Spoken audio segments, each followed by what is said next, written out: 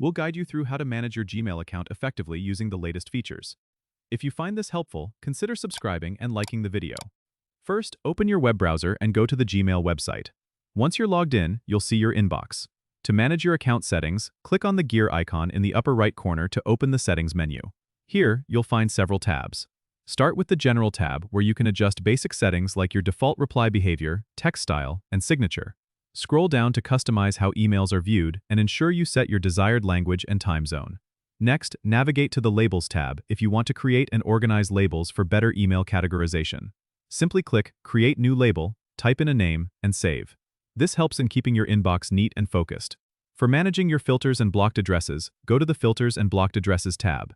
You can create new filters that automatically sort incoming emails according to your rules. Click Create a New Filter, set up the criteria, and then decide what action Gmail should take.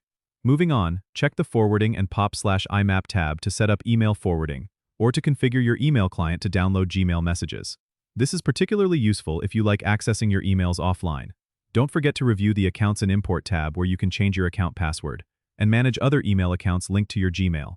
Finally, if you're concerned about privacy and security, make sure to visit the Security section in your Google account settings. Here, you can enable two-factor authentication for an added layer of security.